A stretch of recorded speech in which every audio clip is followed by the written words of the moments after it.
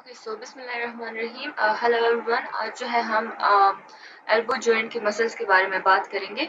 Already हम discuss कर चुके हैं कि एल्बो जॉइंट में जो है 5 जो है वो मेन मसल्स होते हैं, जिसमें से 3 जो है वो फ्लेक्सर्स है और 2 जो है वो एक्सटेंसर्स है। इनके अलावा भी काफ़ी मसल्स जो है वो क्रॉस करते हैं एल्बो जॉइंट को, वो हम आज पढ़ेंगे। ओके सो स्टार्ट करते हैं फ्लेक्सर से। फ्लेक्सर्स अगर आप एल्बो के इंटीरियर कंपार्टमेंट को देखें ना, मतलब एल्बो के इंटीरियर एस्पेक्ट को देखें जो कि पाल्मर एस्पेक्ट है, उसको आप देखिए तो उसमें 9 मसल्स जो है उन्होंने एल्बो को क्रॉस किया हुआ था। सही है, लेकिन उसमें जो 3 मेन मसल्स है उनका काम प्राइमरीली हमारे एल्बो जॉइंट पे होता है। सही है, वो 3 मसल कौन कौन से है? The brachialis muscle, bicep brachii and ब्रेकियोरेडियलिस muscle. सही है। अच्छा, इसके अलावा जो है सुपिनेटर टीरीज, प्रोनेटर टीरीज भी है, लेकिन उनका function specifically radio ulnar joint पे होता है। सही है, क्योंकि वो जो है सुपिनेशन एंड प्रोनेशन का काम करते हैं।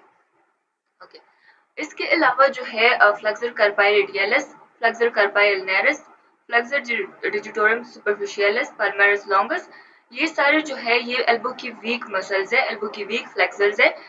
इनका फंक्शन जो है वो कहाँ पे होता है? प्राइमरीली वो होता है रिस्ट पे, हैंड पे या फिंगर्स पे। सही है, ये सारे वो कॉमन फ्लेक्सर टेंडन वाले मसल्स हैं। सही है। Okay so the first one is brachialis muscle. Brachialis muscle जो है ये अराइज कहाँ से होता है? यहाँ पे आप देखिए, तो ये जो है ह्यूमरल शेफ्ट के जो लोअर पार्ट होता है ना, ह्यूमरल शेफ्ट को आप 2 में डिवाइड करें, उसका जो लोअर पार्ट होता है उस पूरे लोअर पार्ट से ये अराइज होता है। ये वाला जो ये रेड नजर आ रहा है, सी है, यहाँ से ये अराइज होके ये कहाँ पे इंसर्ट होता है? ये वाला जो ब्लू पार्ट है, जिसमें जो कोरोनॉइड प्रोसेस ऑफ अल्ना है वहां पे, और जो ट्यूब्रोसिटी ऑफ अल्ना है सो वहां पे ये जो है इंसर्ट होता है। सही है। अच्छा जी, अब ब्रेकियलिस मसल जो है इसको मोबिलिटी मसल भी कंसिडर किया जाता है, क्योंकि ये जो है इसके क्रॉस सेक्शनल एरिया इसका काफी ज्यादा है, और ये जो है जो वर्क कैपेसिटी है इसकी वो भी काफी ज्यादा है। सही है, इसका मूवमेंट आर्म जो है वो बहुत ज्यादा होता है at 100 degree of elbow flexion. जब आप एल्बो को 100 डिग्री फ्लेक्स करते हैं तो फिर ये जो है इसके टॉर्क प्रोड्यूसिंग कैपेबिलिटी या फोर्स प्रोड्यूसिंग कैपेबिलिटी जो है इसकी काफी ज्यादा होती है। सही है। असल में ये एल्बो फ्लेक्सर है किसी भी एंगल पे, लेकिन ये जो है 100 डिग्री पे आप लेके आते हैं तो तब जो है ये काफी ज्यादा हम कह सकते हैं काफी ज्यादा स्ट्रॉन्ग हो जाते हैं, मतलब ये जो है काफी ज्यादा फोर्स जनरेट कर सकते हैं। सही है। अच्छा, it is unaffected by change in four arm. अगर आप फोर आर्म की पोजीशन को चेंज करें, मतलब आप सुपिनेट करें या प्रोनेट करें या मिड में रखिए, न्यूट्रल पोजीशन में रखिए, तो उसका कोई इफेक्ट नहीं होता ब्रेकियलिस के फंक्शन पे। क्यों नहीं होता? क्योंकि ब्रेकियलिस जो है ये अल्ना पे इंसर्ट होता है। सही है, और प्रोनेशन सुपिनेशन का काम जो है ये रेडियस का होता है। तो इस वजह से it is not affected by position of forearm. अच्छा, not affected by position of shoulder. Shoulder की पोजीशन से क्यों ये इफेक्ट नहीं होता? क्योंकि इसने शोल्डर ज्वाइंट को क्रॉस नहीं किया होता। ये सिर्फ सिंगल जॉइंट मसल है, एक ही जॉइंट को इसने क्रॉस किया हुआ है, that is the elbow joint. से अच्छा, works and flexion of elbow in our position of the forearm with और विदाउट रेजिस्टेंस। आप एल्बो को चाहे रेजिस्टेंस दे चाहे रेजिस्टेंस ना दे, लेकिन तब भी अगर आप सिंपली स्लोली या आप तेजी से आप फ्लेक्शन करते हैं, सारे पोजीशंस में अगर एल्बो फ्लेक्शन हो रही है, चाहे वो आइसोमेट्रिक हो, कंसेंट्रिक हो या इसेंट्रिक हो, सही है, चाहे आप उस पर रेजिस्टेंस दे रहे हो या नहीं दे रहे हो, तो तब भी जो है ये एल्बो फ्लेक्सर ही होता है। सही है। ये हम नेक्स्ट मसल में डिस्कस करेंगे कि वो मसल जो है वो अगर स्लोली आप फंक्शन करते हैं तो फिर वो काम नहीं करता, एज एल्बो फ्लेक्सर वो नहीं होता। लेकिन अगर आप फास्ट काम करते हैं या रेजिस्टेंस के साथ काम करते हैं तब वो जो है एल्बो फ्लेक्सर होता है। सही है, फ्लेक्शन में मतलब हेल्प रहता है। लेकिन ब्रेकियलिस जो है आप चाहे रेजिस्टेंस दे रहे हो या नहीं दे रहे हो, आप चाहे कॉन्सेंट्रिक, इसेंट्रिक या आइसोमेट्रिक फ्लेक्शन करवा रहे हो, स्लोली करवा रहे हो या फास्ट करवा रहे हो, तो उस सब में जो है ये एक्टिव होता है। सही है, लेकिन ज्यादा फोर्स प्रोड्यूसिंग कैपेबिलिटी इसकी कहाँ पे होती है? 100 डिग्री ऑफ एल्बो फ्लेक्शन पे। ओके, जो नेक्स्ट मसल है that is the bicep brachii. Bicep brachii के बारे में आप काफी पढ़ चुके होंगे, तो हम थोड़ा सा इसको रिवाइज करते हैं। बाइसेप ब्रेकियाई जो है इसके 2 हेड्स होते हैं। ओरिजिन जो है इसकी 2 हेड से होती है, एक इसका शॉर्ट हेड होता है जो कि यहाँ पे जो स्कैपुला का कोराकॉइड प्रोसेस होता है, तो ये वाला प्रोसेस कोराकॉइड प्रोसेस से अराइज होता है और एक फ्लैट थिक से टेंडन के थ्रू। सही है। दूसरा हेड जो है, जो लॉन्ग हेड है इसका, ये सुप्राग्लिनोइड ट्यूबरकल से यहाँ से अराइज होता है। यहाँ पे आप देखिए, ये ग्लिनोइड फोसा हो गया, इसको ग्लिनोइड फोसा कंसिडर करें। सही है। अच्छा जी। सो ग्लिनोइड फोसा का जो ये वाला पार्ट होता है ना, इससे ये अराइज होता है सुप्राग्लिनोइड ट्यूबरकल से। सही है। लॉन्ग हेड जो है वो यहाँ से अराइज होता है ऐसे, और शॉर्ट हेड जो है ये कोरोनॉइड प्रोसेस ऑफ स्कैपुला से ये अराइज होता है। सही है। और ये दोनों जो है ये मिड में जाके ये दोनों एक दूसरे के साथ मिल जाते हैं और एक ही टेंडन के थ्रू फिर ये इंसर्ट होते हैं। कहाँ पे? रेडियल ट्यूब्रोसिटी का जो रेडियल ट्यूब्रोसिटी है ना, इसका जो पोस्टीरियर पार्ट होता है वो काफी रफ सा होता है, मतलब बिल्कुल फ्लैट सा नहीं होता, स्मूथ सा नहीं होता। वहां पे इंसर्ट हो जाता है और इसके कुछ फाइबर्स जो है वो एपोन्यूरोसिस बना के, एपोन्यूरोसिस एक्चुअली जब टेंडन एक शीट में कन्वर्ट हो जाता है उसको हम एपोन्यूरोसिस कहते हैं। तो एपोन्यूरोसिस बना के ये जो है फोर आर्म के फेशिया के साथ ब्लेंड हो जाता है। सही है। और अच्छा, इसमें और कुछ ऐसा, अच्छा लेट्स गो। अच्छा, बाइसेप ब्रेकियाई जो है इसको भी मोबिलिटी मसल कंसीडर किया जाता है, क्योंकि इसका भी फिजियोलॉजिकल क्रॉस सेक्शनल एरिया जो है वो इसका काफी ज्यादा है, लेकिन as compare to brachialis muscle वो जो है थोड़ा सा कम है। लेकिन इसका वॉल्यूम जो है वो सारे जो फ्लेक्सर मसल है उसमें सबसे ज्यादा वॉल्यूम इसका है। सही है। अच्छा, अब ये जो है अगर आप एल्बो की फ्लेक्शन करवाते हैं, अनरेजिस्टेड फ्लेक्शन, मतलब आपने कोई रेजिस्टेंस हाथ में नहीं लिया हुआ और आप अनरेजिस्टेड एल्बो फ्लेक्शन करवाते हैं, तो फिर चाहे आपका हैंड जो है वो सुपिनेटेड हो या न्यूट्रल पोजीशन में हो, मतलब mid way between supination and pronation अगर हो, सो फिर जो है ये मसल एक्टिव होता है and both concentric and eccentric contraction. सही है। लेकिन अगर आप जो है हैंड को प्रोनेट करते हैं, फोर आर्म को आप प्रोनेट करते हैं, तो तब जो है बाइसेप ब्रेकियाई एक्टिव नहीं होता।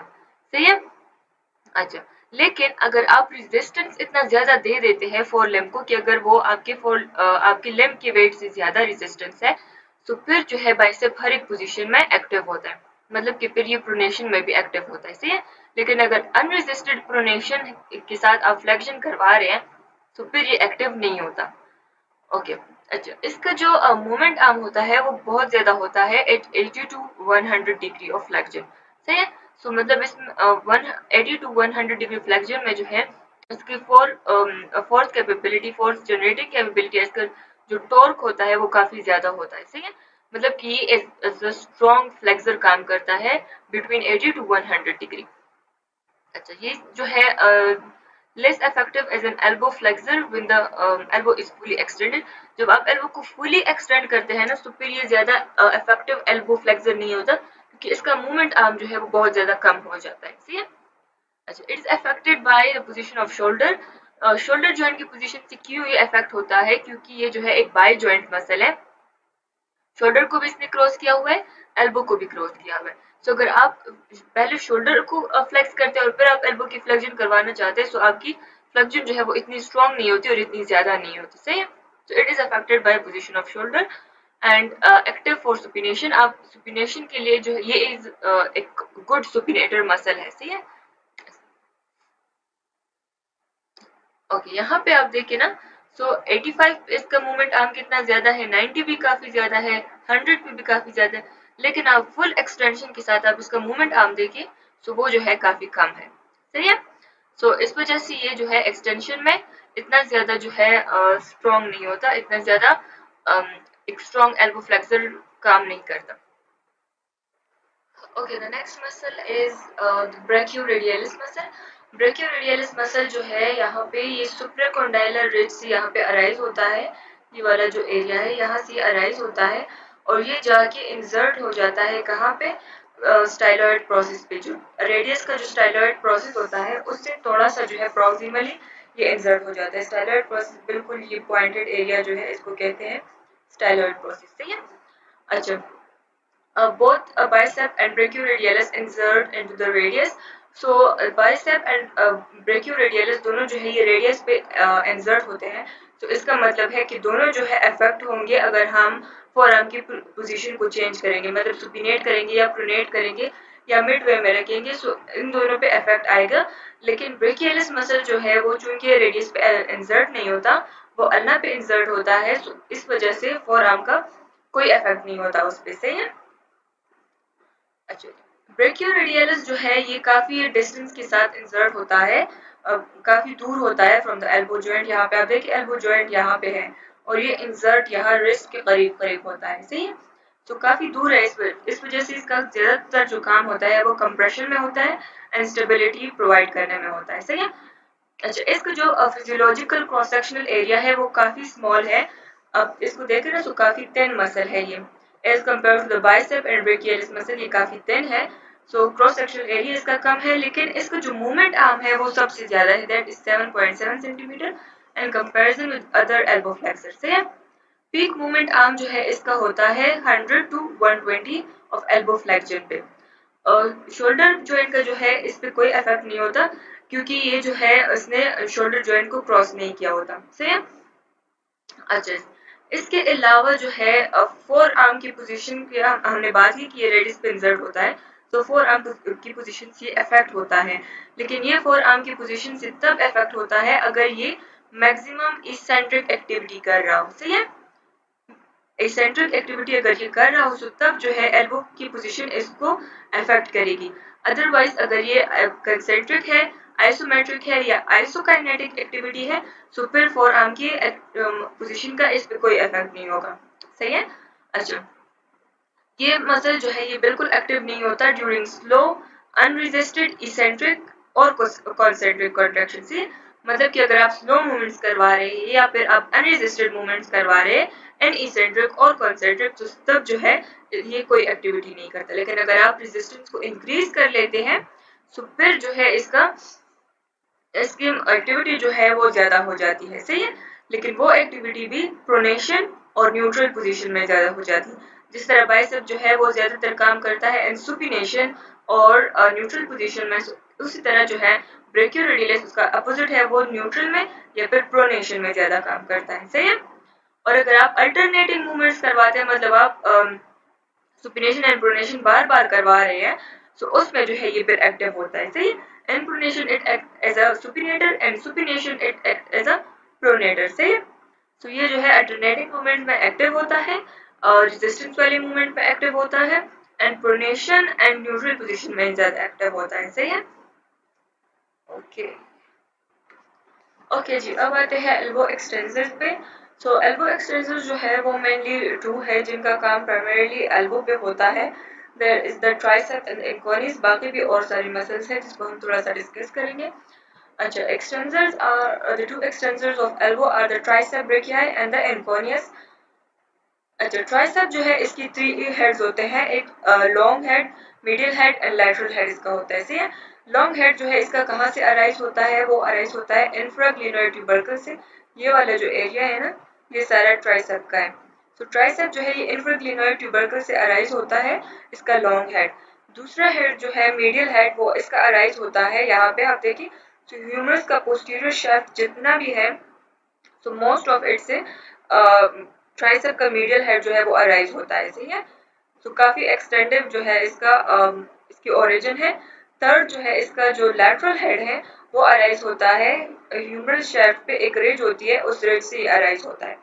सही है। ये इसका लैटरल हेड है, ये वाला लैटरल हेड है, ये जो है ये मीडियल हेड है और ये वाला जो है ये लॉन्ग हेड है। सही है। अच्छा, और ये सारी जो है ये मिल के कहाँ पे इंसर्ट होते हैं, यहाँ पे ओलिक्रेनन प्रोसेस पे आके, ओलिक्रेनन प्रोसेस पे ये सारे इंसर्ट हो जाते हैं। ऐसे एज अ सिंगल टेंडन ये इंसर्ट होते हैं। अच्छा जी, ट्राइसेप जो है ये इसके फोर आर्म की पोजीशन पे इसका कोई इफेक्ट नहीं होता। फोर आर्म की पोजीशन का इस पे कोई इफेक्ट नहीं होता, क्योंकि ये जो है अल्ना पे इंसर्ट होता है, रेडियस पे नहीं होता, तो इस वजह से इसका फोर आर्म की पोजीशन का इस पे कोई इफेक्ट नहीं होता। लॉन्ग हेड जो है वो शोल्डर की पोजीशन से चेंज होता है।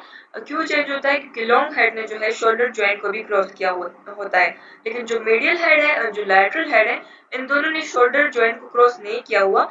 तो इस वजह से अगर हम शोल्डर की पोजीशन को चेंज करेंगे सो शोल्डर की पोजीशन का कोई भी इफेक्ट नहीं आएगा हमारे मीडियल एंड लैटरल हेड पे। सही है।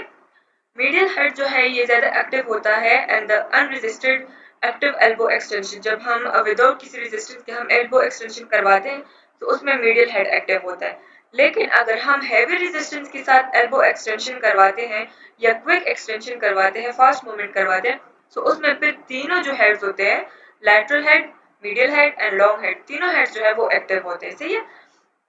मैक्सिमम आइसोमेट्रिक कॉन्ट्रैक्शन इसकी कब होती है? जब 90 डिग्री ऑफ एल्बो फ्लेक्शन जब आप करते हैं, अगर आप अपने एल्बो को 90 डिग्री फ्लेक्स करें ना और फिर आप आइसोमेट्रिकली एक्सटेंशन करवाना चाहते हैं, तो फिर जो है ये मैक्सिमम एक्सटेंशन प्रोड्यूस कर सकता है। सही है, विद मैक्सिमम फोर्स। अच्छा जी। अच्छा, यहाँ पे आप देखें ना, सो पुशअप्स में जो है ये हमारी काफी मदद करता है। जब हम अपनी बॉडी को लोअर करते हैं, पुशअप्स में नीचे लेके आते हैं अपनी बॉडी को, तो तब जो है हमारे ट्राइसेप इसेंट्रिकली वर्क कर रहा होता है ताकि एल्बो की फ्लेक्शन को जो है ये मेंटेन रख सके। सही है। लेकिन जब हम अपनी बॉडी को ऊपर उठाते हैं ड्यूरिंग पुशअप, तो फिर जो है ट्राइसेप क्या करता है, ये कंसेंट्रिक कॉन्ट्रैक्शन करवाता है ताकि ये जो है हमारी एल्बो को एक्सटेंड कर सके। सही है। So during lowering the body ये इसेंट्रिकली काम करता है, ड्यूरिंग राइजिंग द बॉडी ये जो है the tricep muscle contracts concentrically. सही है। अच्छा, सेकेंड मसल इज इनकोनियस। इनकोनियस जो है ये एक स्मॉल ट्राइंगुलर सा मसल है, ये वाला यहाँ पे आप देखिए बिल्कुल ट्राइंगुलर सा एक मसल है। अराइज कहाँ से होता है? ये जो लेटरल एपिकोंडाइल होता है ना, लेटरल एपिकोंडाइल की पोस्टीरियर सरफेस ये अराइज होता है यहाँ से, ह्यूमरस का जो लेटरल एपिकोंडाइल होता है, और ये जाके मीडियली जाता है और ये कहाँ पे इंसर्ट होता है, और ये क्रेनल फोसा का जो लेटरल सरफेस होता है वहां पे, और अल्ना का जो अपर क्वार्टर होता है, प्रॉक्सिमल क्वार्टर होता है, वहां पे ये इंसर्ट हो जाता है। सही है। तो ये जो है एक ट्रायंगुलर सा मसल है और जो हमारे एल्बो की एक्सटेंशन में हेल्प करता है। सही। अच्छा जी। वोलेंट्री आइसोमेट्रिक एक्सटेंशन जब हम करवाते हैं तो उसमें लेटरल एंड मीडियल हेड जो है ट्राइसेप के, वो 70 to 90% काम उनका होता है। सही है। lateral and medial head of the tricep, और 15% काम जो है उसमें इनकोनियस का होता है। सही है। लेकिन जो लॉन्ग हेड है ट्राइसेप का, वो उसमें इतना खास उसका फंक्शन नहीं होता, वो लेस सिग्निफिकेंट होता है। सही है। अच्छा जी, इसके अलावा भी और एक्सटेंसर मसल है जो कि हमारे एल्बो को क्रॉस करते हैं, लेकिन वो उनका प्राइमरीली काम जो है वो कहाँ पे होता है? रिस्ट पे होता है या फिर हमारे फिंगर्स पे होता है। सही है। और ये सारे इंसर्ट होते हैं एक कॉमन टेंडन के थ्रू और ह्यूमरस पे। सही है। उसको हम कहते हैं कॉमन एक्सटेंसर टेंडन। तो वो कौन कौन सी मसल है? वो है extensor carpi radialis longus, extensor carpi radialis brevis, extensor carpi ulnaris, extensor digiti minimi and extensor digitorum muscles. सही है। ये सारे जो है अराइज तो होते हैं एल्बो के ऊपर, मतलब कि एल्बो को इसने क्रॉस किया होता है, लेकिन एल्बो की ये प्राइमरी मसल्स नहीं होती, ये प्राइमरी मसल्स होते हैं हमारे रिस्ट एंड फिंगर्स के। And thank you.